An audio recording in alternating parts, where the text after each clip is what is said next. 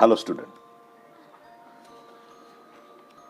In the science 1, chapter number 1, gravitation, we are learn a various topic and the examples related to it. That is the gravitational Kepler's law. And now in this segment we are going to learn about the do you know, gravitational waves and free fall and examples. So first, what is the gravitational waves? You know that is waves are created on the surface of the water when we drop a stone into it. Also, the light have the type of the waves called electromagnetic waves. Electromagnetic waves are this type: X-ray, gamma rays, ultraviolet rays, microwaves, radio microwaves and radio waves, infrared rays. These are the light waves. According to that, like the light waves, there are also some types of the gravitational waves in the space. That's waves are emit from the astronomical objects. Astronomical objects emit these waves and we receive them using our instrument. And all our knowledge about the universe has been obtained through these waves. In universe, there are some types of the waves called as the gravitational waves. That is the astronomical objects emits. Emits means that is the spread, some types of the waves in the space. And on Earth, we have some instrument. That is, they detect the all waves. Due to that, the knowledge about the universe has been obtained through these waves. Gravitational waves are the different types. They have been called as a fabric of space-time. This is the known as a fabric. Fabric means there are some kind of the waves are weaving into each other, and there is some time, space-time. So in 1916, Einstein predicted these waves first. These waves are the very weak and it is very difficult to detect them.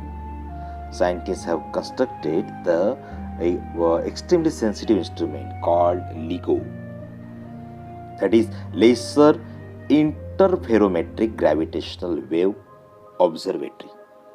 Through that instrument, LIGO instrument, they measure the gravitational waves in the space. Exactly after 100 years, there are some prediction.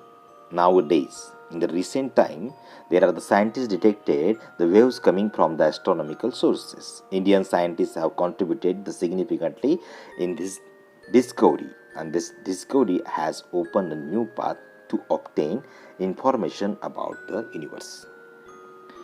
विशिष्ट प्रकारच्या अवकाशामधून लहरी येत असतात, त्यांना gravitational waves असं म्हटलं जात असतं. जशा प्रकाशाच्या लहरी असतात, जसं पाण्यामध्ये लहरी उमटतात, जसं धागा आपण ओढल्यानंतर त्याच्यामध्ये विशिष्ट प्रकारचा असा झिगझॅग मोशनमध्ये आपल्याला दिसत असतात, तशाच प्रकारच्या लहरी ह्या येत असतात. लाईटमध्ये आपल्याला x-ray, gamma rays, ultraviolet rays, microwaves, radio waves, infrared rays हे जसे असतात तशाच प्रकारचे आईन्स्टाईनने 1916 साली असं डिटेक्ट केलं की अत्यंत वीक स्वरूपाचे वेव्ज हे अवकाशातून येत असतात. त्यांचं मेजर करण्यासाठी लिगो नावाची एक विशिष्ट प्रकारची एक यंत्र त्यांनी शोधून काढलं होतं सायन्टिस्टनी. तर आईन्स्टाईनच्याच या मुद्द्याचं नंतर समर्थन झालं की खरोखर विशिष्ट प्रकारचे जे ॲस्ट्रॉनॉमिकल जे ऑब्जेक्ट्स आहेत, म्हणजे उदाहरणार्थ अवकाशामध्ये फिरणारे जे ग्रह आहेत त्यांच्यामधून एक विशिष्ट प्रकारची ऊर्जा मिळते. ती ऊर्जा नसून ती एक वेव्ज आहेत आणि त्या वेव्हचा अभ्यासामधूनच आपल्याला त्यांचं अंतर, त्यांचं कालावधी, त्यांच्या फिरण्याची गोष्टी असतात, ह्या गोष्टी समजत असतात. आणि आताच अलीकडे भारतामध्ये सुद्धा याचं मोठं संशोधन आपल्याला झाल्याचं आढळून येतं आणि याचं एक विशेष कामगिरी आपल्या देशाच्या सायंटिस्टच्या नावावर आहे. तर हा मुद्दा आपल्याला परीक्षेच्या दृष्टीने विचारला जाऊ शकतो की ग्रॅव्हिटेशनल वेव्ज आणि लाईट वेव्ज याचा फरक म्हणून हा लक्षात ठेवा की लाईट वेव्ज हे आहेत, हे ग्रॅव्हिटेशनल वेव्ज नाहीत. म्हणून इथे मी स्पष्टपणे त्याला तुम्हाला समजावून सांगितलं आहे की हे प्रकाशाच्या मधून इलेक्ट्रोमॅग्नेटिक, त्याच्यामध्ये इलेक्ट्रिक आणि मॅग्नेटिक या दोघांच्या मदतीने तयार झालेले हे रेज आहेत. आणि आईन्स्टाईनने जे सांगितलं ते ॲस्ट्रॉनॉमिकल, त्याला fabric of the space time असं म्हणतात. म्हणजे अंतराळातला जो वेळची जाळी आहे त्याला फेब्रिक ऑफ द स्पेस असं म्हटलं जात असतं. आणि त्यानुसार त्यांनी काही सायंटिस्टनी नंतर काही कन्स्ट्रक्ट केलं आणि ते लिगो नावाची एक इन्स्ट्रुमेंट आहे ते त्याच्यातून व्यक्त होत असतं.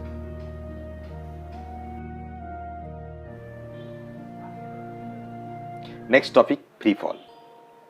Free fall means if keep any object in your hand, means any stone, and keep it for some time. After some time you feel the weight, and again and again when you have to keep in hand, then you have to realize the weight of that stone. Why it is happen? Because of the gravitation due to the earth act on this object. Any object means it is freely goes down to the earth perpendicularly, means the gravity act on, means force, some types of the force is applying on this object. Thus the stone was experiencing a force, but it is balanced by the force that we are applying on it in the opposite direction. This direction and this is the opposite direction, and this direction is a proper direction opposite to it, that is both are the opposite. Due to that the stones remain at a rest. Here this is the applying by my hands, so it remains. If we remove it, then it is go to the falls. Once we release the stone from our hands, the only force that acts on it is a gravitational force on the earth, and that stone falls down under the influence whenever the object moves. It is said to be, that is the falling freely. This released stone in the free fall. In the free fall, the initial velocity, initial means that is the starting of that velocity of the object is a zero, goes on increasing due to the acceleration due to the gravity of the earth. During this free fall, the frictional force due to the air opposes the motion of the object. So for the free falling object, the velocity reaching of the earth and the time taken for it can be calculated by using the Newton's law of the equation. These are the Newton's law of the equation. So here means calculated by using Newton's law, the free fall, the initial velocity means u is equal to 0 and the acceleration is equal to a equal to z, and thus we can write the equation here, that is the Newton's law equation, first equation, second equation, third equation regarding to the times. It is use the value in u position, we get this formula. After the a act as a is a g acceleration, so we get this is the v equal to gt from this value, u as a 0. In the second equation, here is a ut, and due to the u and time, initial velocity is a 0. Initial means आपण त्याला सुरुवातीचं जो वेग असेल, कारण कोणती वस्तू एखादी स्थिर असते, इथून आपण ही समटाइम्स ही तिथून सोडल्यानंतर त्याचा सुरुवातीचा वेग नंतर तो वाढत जातो, म्हणून तो सुरुवातीचा वेग म्हटलाय 0. त्याचं ॲक्सेलरेशन हे जेवढं गुरुत्वाकर्षण आहे जेवढं ते पृथ्वीचं त्याच्यावर जे जी आहे ॲसेलरेशन त्वरण तेवढंच त्याच्यावर अप्लाय होतं, जे आपण जीची व्हॅल्यू आपण मागच्या वेळेस शोधली ती. म्हणून इथे त्या किमती टाकल्यानंतर त्या सूत्रानुसार आपल्याला ही सूत्र मिळतात. तर ह्या दुसऱ्या सूत्रामध्ये पण आपल्याला हे एच्या जागी जी वापरल्यामुळे आपल्याला हे मिळालेलं आहे, याच्यामध्ये पण आपल्याला हे मिळालेलं आहे. तर इथे सुद्धा आपल्याला अशा पद्धतीने हे सूत्र मिळतं. हे 3 सूत्रांचा वापर आपल्याला करायचा आहे for calculating the motion of the object throne upward. आता अपवर्ड डायरेक्शनमध्ये जर आपल्याला विचारलं तर अपवर्ड म्हणजे वरती फेकल्यानंतर, वस्तू जेव्हा वरती फेकतो आपण, ती वरती फेकल्यानंतर जी हा निगेटिव्हमध्ये वापरायचा असतो. Direction opposite to the velocity is taken to be negative g. That is negative g हा वापरायचा. आणि हा negative g, the magnitude of the g of the same but the velocity of the object decreases because of this negative acceleration. The moon and the artificial satellites are moving only under the influence of the gravitational field on the earth. Thus they are in a free fall. तर अशा पद्धतीने हे सगळं चंद्र आणि पृथ्वी यांच्या दरम्यानचं acceleration आहे, gravitation आहे, ते या पद्धतीचं ॲक्ट होत असतं, हे आपल्याला लक्षात येतं. तर याच्यात आता पुढचं तुम्हाला डू यू नो मध्ये काय दिलेलं आहे तो बघू. पुस्तकात दिलेल्या तुम्हाला डू यू नो मध्ये आपल्याला गॅलिलिओचं एक उदाहरण दिलेलं आहे की या मुद्द्यामध्ये असा सिंपलसा मी टॉपिक तुम्हाला थोडक्यात सांगतो की 2 वस्तू वेगवेगळ्या वस्तुमानाच्या, that is the masses of the different masses, irrespective their the masses and properties, जर त्या दोन्ही वस्तू एकाच वेळी जर जमिनीवर आपल्या पृथ्वीवर सोडल्या तर त्या एका वेळी जातात का? मुद्दा आहे. आपल्याला असं वाटेल की जास्त वजनाचं असेल ते लवकर जाणार किंवा कमी वजनाचं ते हलक्या पद्धतीने जाणार. तर 1590 साली इटालियन सिटीमध्ये पिसा टॉवरमध्ये गॅलिलिओ नावाच्या शास्त्रज्ञाने सर्वात प्रथम हा आपल्याला 2 स्पेअर घेतले आणि ते वेगवेगळे डिफरंट मासेसचे घेतले आणि ते त्यावरून त्यांनी सोडले, त्या टॉवरच्या वरून, जो त्याला झुलता मनोरा म्हणतो पिसाचा. तर त्याला सोडल्यानंतर त्याचं असं लक्षात आलं की दोन्हीही the pair reach the ground at the same time. म्हणजे वजनावर आणि याच्यावर नाही तर गुरुत्वाकर्षण हे अशा पद्धतीचं ॲक्ट होत असतं. That is value of G is the same for all objects at the given place on the earth. तुम्ही कोणत्याही ठिकाणी जा, जी हे समान आपल्याला आढळून येणार त्याच्या वस्तुमानापेक्षा तुम्हाला. म्हणजे आता मग हाच प्रयोग त्यांनी एक आपल्या सायंटिस्टने नंतर फिदर आणि हेवी स्टोनने करून पाहिला.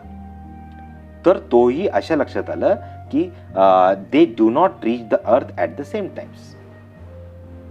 The feather experience the buoyant force and the frictional force due to the air and therefore the floats reaches the ground slowly. एक हवेचा प्रतिरोध त्याला होत असतो, त्याचा एक बल हवेमुळे त्याला घर्षणाने त्याला विरोध केला जातं आणि त्यामुळे ते पीस पोचायला उशीर लागत असतो. Later than the heavy stone the buoyant and the frictional force on the stone are much less. ते कमी असतं. buoyant and the frictional force या दोघांमध्ये the weight of the stone and does not affect the speed of the stone much. म्हणजे काय तर less than the weight of the stone and does not affect the speed of the stone much. Recently scientists performed the experiment in a vacuum and showed that the feather and the stone indeed the reach on the earth at the same time. आता हाच प्रयोग आपण एका बंदिस्त खोलीमध्ये किंवा एखाद्या बॉक्समध्ये हा करून पाहिला शास्त्रज्ञांनी आत्ताच अलीकडे भारतामध्ये. तर असं लक्षात आलं की व्हॅक्यूम जर असेल तर दोन्ही वस्तू पीस आणि तो पदार्थ जर एका वेळी टाकला तर तो एकाच वेळेत जात असतो. म्हणजे त्यांना काय करतं, हवेतलं वातावरण जे आहे ते विरोध करतं आणि त्यामुळे त्यांना पोहोचायला कालावधी कमी जास्त लागतो. याच्यासाठी तुम्हाला यूट्यूबचा इथे एक चॅनल हे दिलेलं आहे, तो तुम्ही व्हिडिओ बघा, ही लाईव्ह लिंकला जाऊन तुम्ही हा प्रयोग अत्यंत सुंदररित्या तिथे दाखवलेला आहे. ठीक आहे, तर हा मुद्दा त्याच्यात आहे. दिलेली उदाहरणं जी आहेत ती समजून बघूया आपण. That is solve examples. An iron ball mass of 3 kg release from the height of 125 mass and falls freely to the ground, assuming that the value of g is 10 meter per second square. Calculate. What is the calculation? 1 2 3, that is time taken by the ball to reach the ground. म्हणजे त्याला किती कालावधी लागतो ते काढायचे. Velocity of the ball on the reaching the ground, त्याला वेग किती आहे ते काढायचे. The height of the ball at half of the time it takes to reach the ground. त्याची उंची काढायची. तर आता पहिल्यांदा आपण एक एक गोष्ट पाहून घेऊया. त्याचं मास किती दिलेलं आहे? 3 kg. That is the 3 kg is release from the height. Height किती दिलेली आहे? ती हाईट दिलेली आहे उंची ज्या ठिकाणाहून तो बॉल हा रिलीज केला जाईल. हां, मग तो जे आहे 125 मीटर आहे. Initial velocity of the ball is 0. सुरुवातीची काय आहे त्याची? 0 आहे. ॲसेलरेशन त्याचं जे आहे ते जी, ए म्हणजे जी, आणि इथे दिलेलं आहे 10 मीटर पर सेकंद. तुम्हाला हे दिलेलं असेल परीक्षेला. मग आता पहिलं न्यूटनच्या इक्वेशनमध्ये आपण किंमत भरलेली आहे. तर ह्याच सूत्राचा वापर करायचा. SUT + 1/2 AT². तर त्याच्यात आता लक्षात येईल की यूच्या जागी 0, 1/2 × 10 × xt². आणि मग आपल्याला या सॉल्व्ह केल्यानंतर इथं 0ची किंमत 0 येते. आणि मग आपण 2 आणि या 10ला भागल्यानंतर इथं 5 आणि हा गुणिले आहे. आणि नंतर परत आपण याला भागल्यानंतर आपल्याला मिळेल. आणि शिवाय इथे 25 मिळाल्यानंतर तो 5चा वर्ग आपल्याला करता येईल. बघा इथे 2×5 = 10, 5 आणि तो नंतर गुणिले आहे तो तिथे डिवायडेशन होणार. आणि मग आपल्याला इथे 25 हे उत्तर मिळतं. बघा 25 हे उत्तर मिळाल्यानंतर 5ने भागल्यानंतर तर आपल्या 25 मिळालं. तर टीचा वर्ग आहे, स्क्वेअर आहे, म्हणून याचा 5 सेकंद म्हणजे 5 सेकंद त्याला लागणार. Ball takes the 5 seconds to reach the ground. या पद्धतीने दिसतंय. According to Newton's first equation, हे पहिलं इक्वेशन आहे. Velocity is equal to U + AT.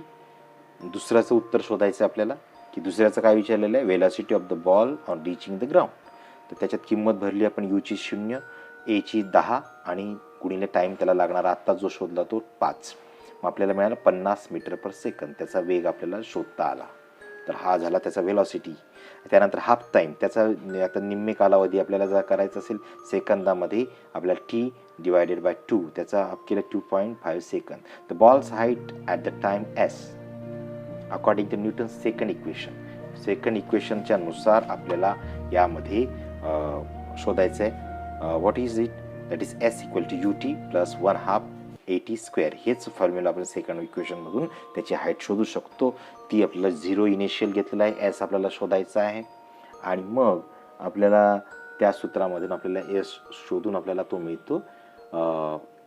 Sची किंमत आपण AT² 2.5 घेतला तर या कालावधी हाफ टाईममध्ये तर 31.25 मीटर त्याचं जे आहे ती हाईट ॲट दिस टाईम. ती हाफ टाईमवर ते किती अंतरावर असेल? तो चेंडू अर्धा अंतरावर आल्यानंतर त्याचा कालावधी जर आपण अर्धा केला तर आपल्याला तो 31.25 मीटरपर्यंत असेल. तर the height of the ball at the half time is जर याच्यातून वजा केला की ह्या मीटरमधून तर आपल्याला त्याची आता 31.5 25 त्याच्यात मायनस केल्यावर आपल्याला 93.75 मीटर ही त्याची उंची आपल्याला आलेली आहे.